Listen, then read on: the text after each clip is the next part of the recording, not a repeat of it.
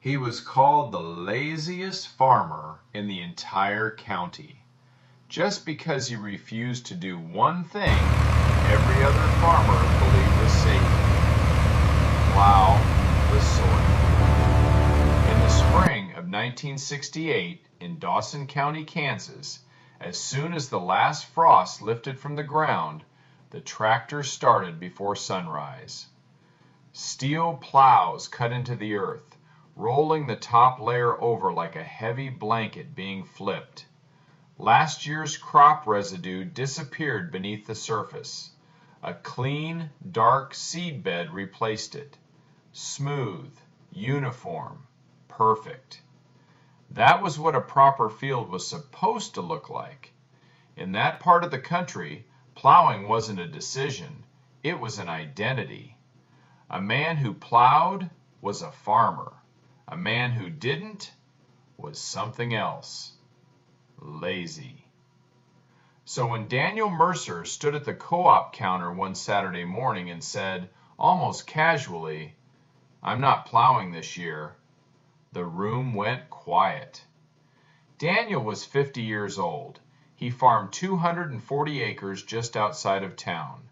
Not a loud man, not the kind who argued, but he had one habit that made people uneasy. Before he changed anything, he studied it. Earlier that winter, he had bought a book for 50 cents at a used sale in town. The cover was worn, the pages stained. Someone else's name was written inside the front. Most people would have passed it by. Daniel didn't. He read it in 2 nights. Then he read it again. And one sentence refused to leave him. No one has ever given a scientific reason for plowing. It didn't sound possible. He had plowed every spring for nearly 30 years. His father had plowed. His grandfather had plowed. The plow was the first serious tool a farmer bought, the most expensive, the most demanding. And according to that sentence, it might have been doing more harm than good. Daniel didn't trust a single book, so he went looking. He spent weeks at the county library, reading extension bulletins, soil reports, early studies on conservation tillage. He took notes, page after page: soil structure, water infiltration, organic matter, earthworms. Everything pointed in the same direction. Plowing broke the soil, not improved it. But there was a cost. The first years without plowing would be worse. Lower yields, harder planting, fields that looked wrong. Daniel understood exactly what that meant. He wouldn't just risk his crop, he would risk how every other farmer saw him. Back at the co-op, Victor Hale set his coffee down slowly. "Say that again," he said. "I'm not plowing," Daniel repeated. Victor looked around the room, made sure everyone was listening. "I've been selling plows in this county for over 20 years," he said. "Your father plowed.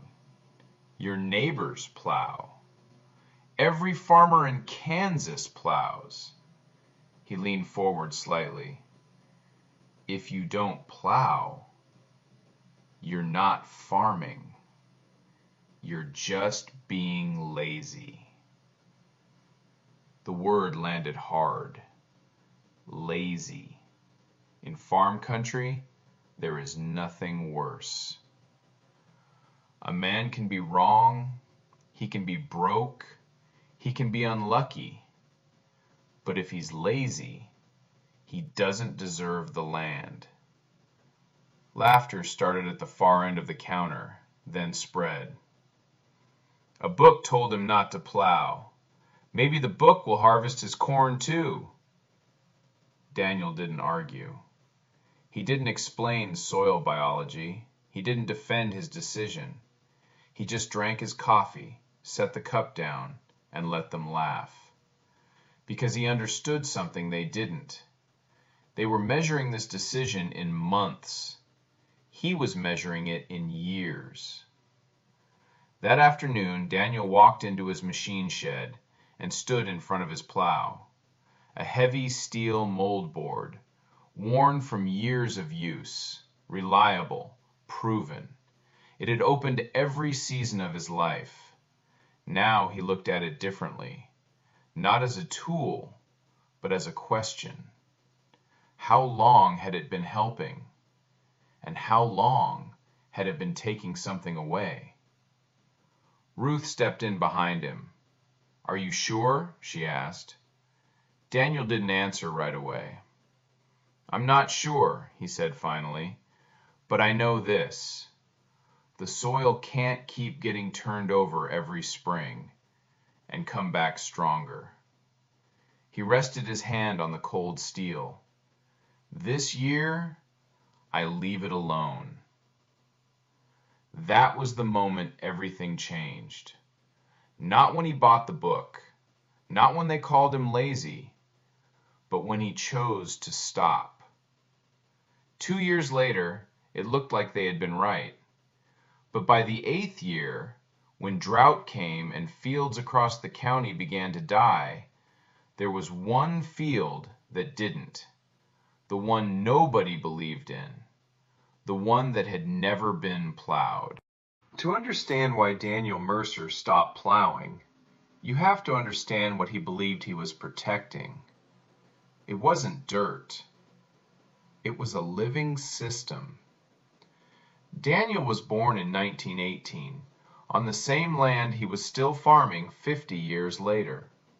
His father had worked that ground before him, and his grandfather before that. But the lesson that stayed with him wasn't about crops.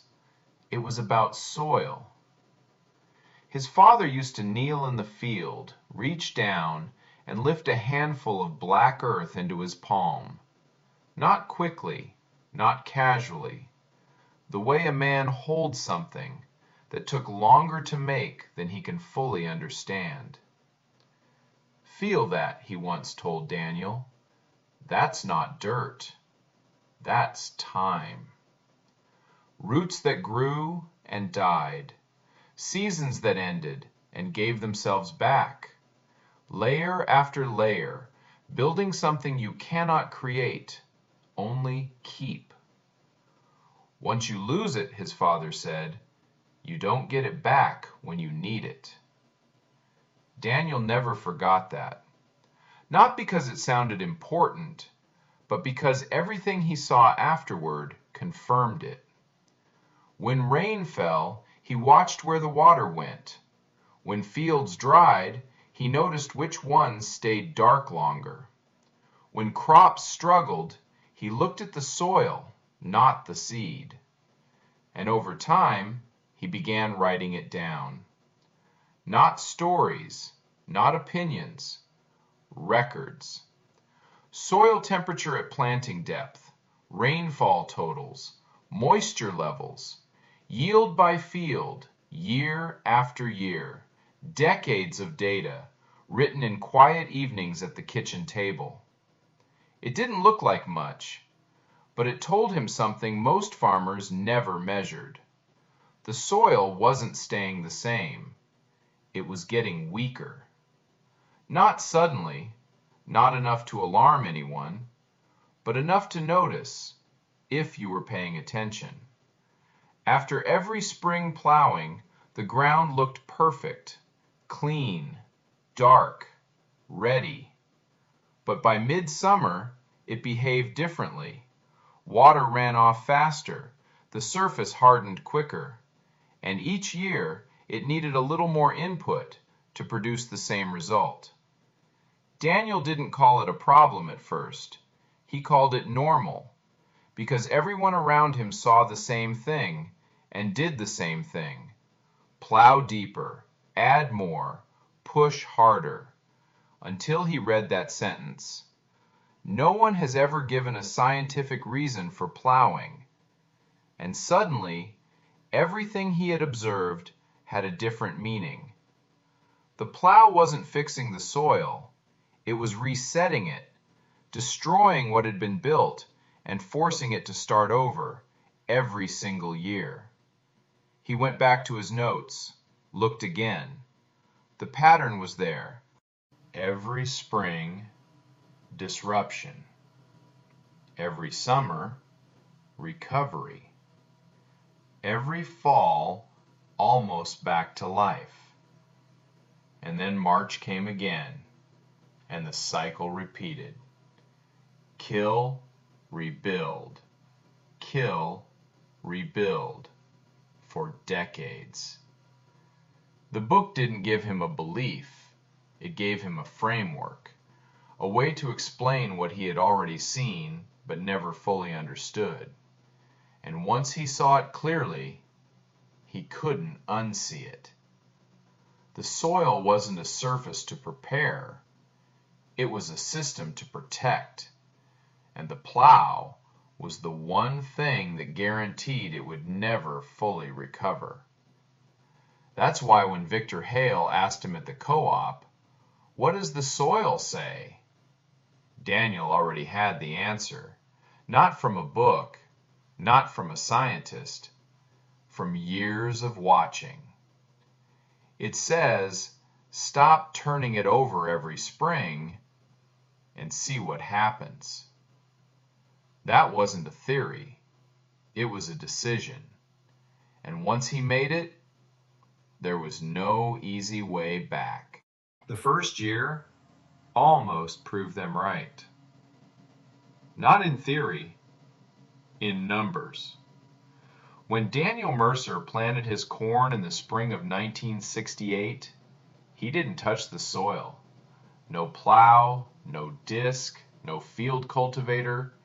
He planted directly into last year's stalks. The residue still standing, the ground still covered. It looked wrong. There's no softer way to describe it. The neighboring fields were smooth, dark, clean, the kind of fields that made a man look like he knew what he was doing. Daniel's field looked like he had stopped trying. Corn stalks leaned at uneven angles. Leaves and husks lay scattered across the surface. The soil itself was barely visible. From the road, it looked abandoned. People drove past and made their decision in seconds. Plowed field, cared for. Unplowed field, neglected. That judgment spread faster than any explanation Daniel could have given.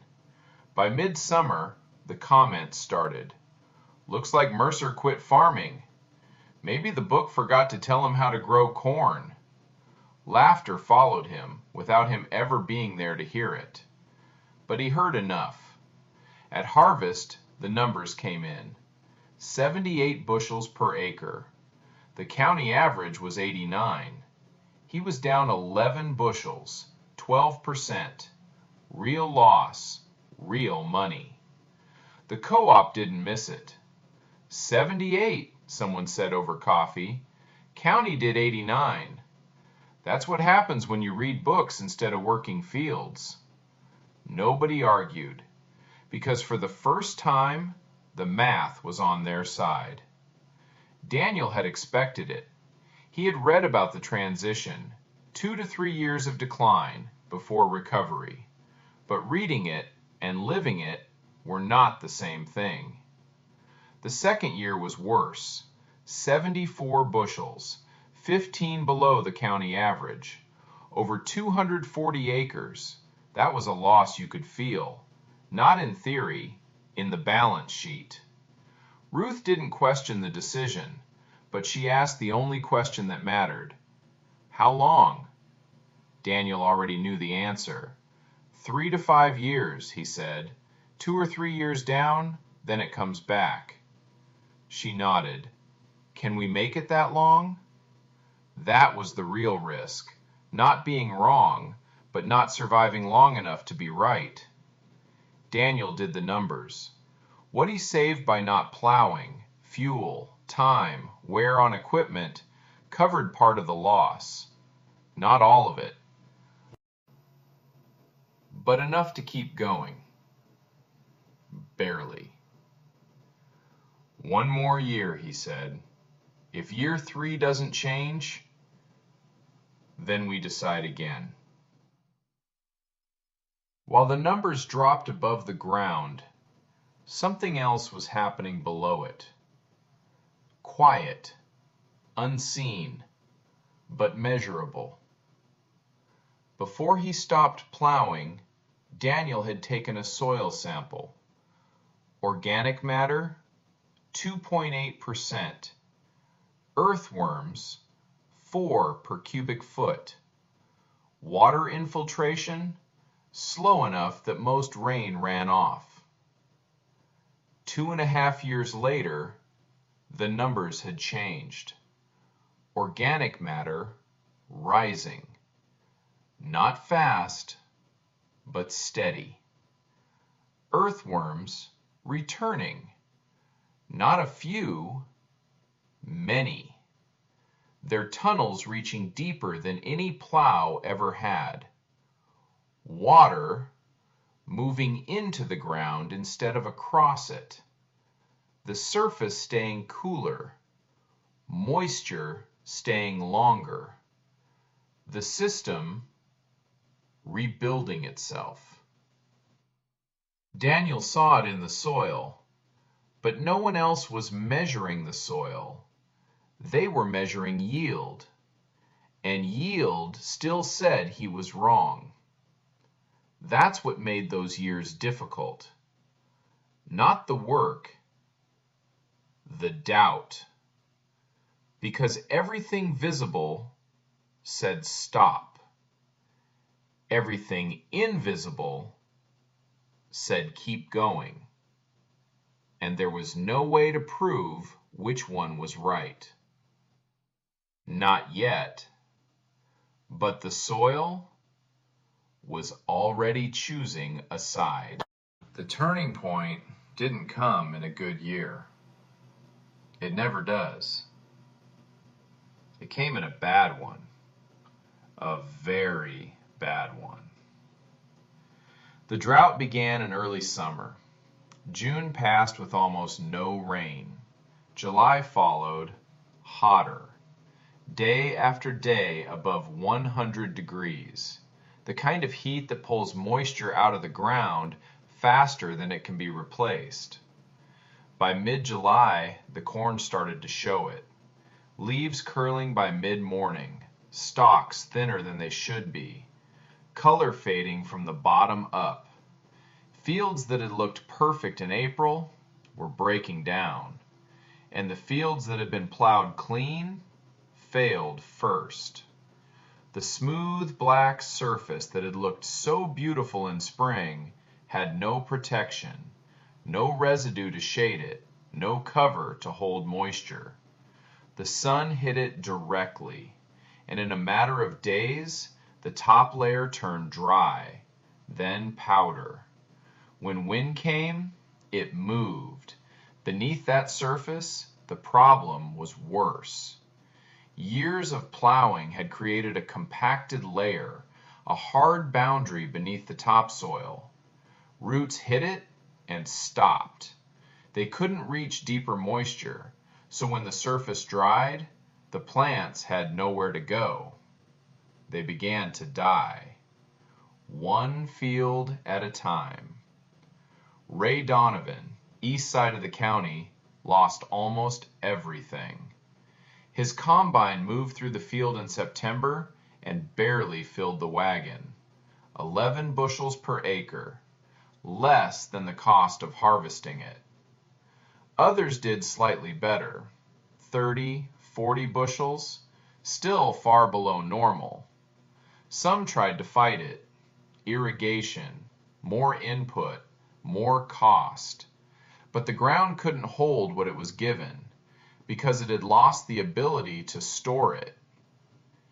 Daniel Mercer's field was different. Not untouched, not perfect, but alive. 5 years without plowing had changed the structure of his soil. Continuous channels from the surface down into the ground, built by earthworms, protected by residue. When rain fell, even small amounts, it didn't run. It disappeared into the soil, stored, available. The surface stayed cooler, moisture stayed longer, and most importantly, roots went deeper. Not stopped at 8 inches, but reaching down 20, 24, even 30 inches, finding water no plow had ever allowed them to reach before. By late July, while neighboring fields were failing, Daniel's corn was still standing, shorter than usual, stressed, but alive. Tassels formed, silk emerged, grain filled. Not perfectly, but enough. At harvest, the numbers told the story. County average, 54 bushels. A disaster year. Daniel Mercer's yield, 81. 27 bushels higher.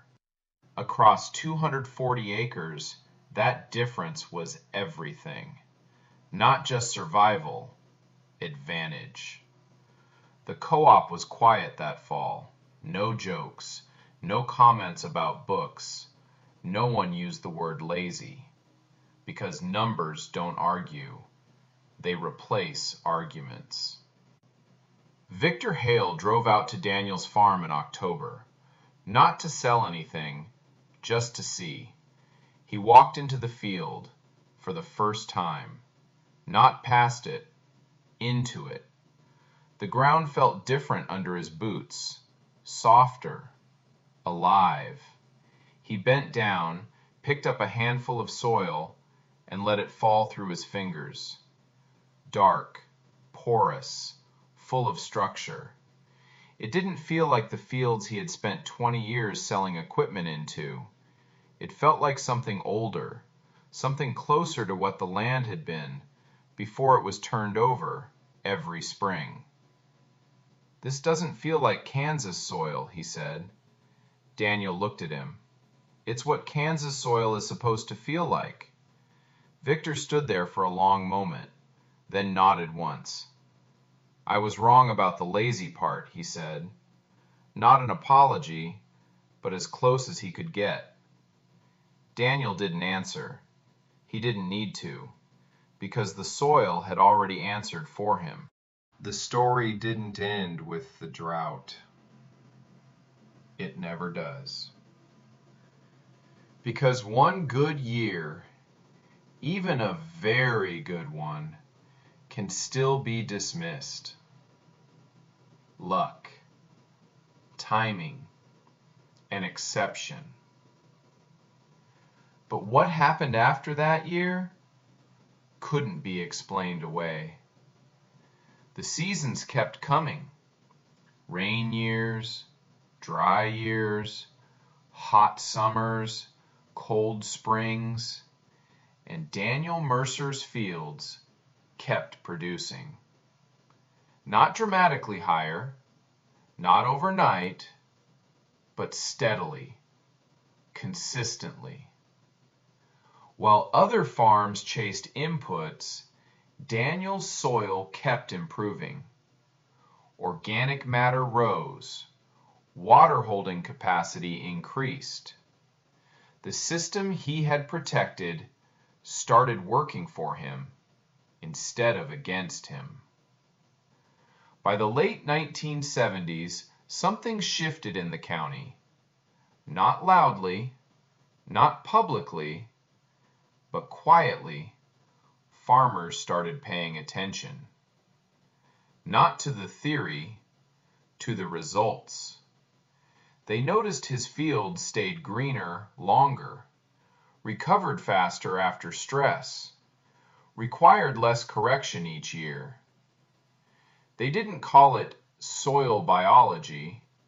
They didn't use scientific language, but they understood what they could see. His ground was holding together. Theirs was not. The first one to change was Victor Hale. The same man who had called Daniel lazy, standing at the co-op counter. He didn't announce it, didn't explain it. He just left one field unplowed, then another, then another. Quietly, he started over. Others followed, not because they believed immediately, but because they had seen enough to question what they had always done. That's how change really happens.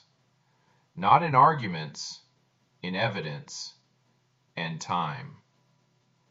Daniel never tried to convince anyone, never gave speeches, never stood at the co-op and said, "I told you so." He just kept farming, season after season, letting the soil do the talking. He farmed until 1998, 30 years after the day he decided to stop plowing. By then, no one in Dawson County called him lazy. They used a different word, careful. His son took over the farm, then his grandson. The equipment changed, the tractors got bigger, the technology improved, but the system stayed the same. Cover the soil, protect the structure, disturb it as little as possible, and let it build itself. Year after year.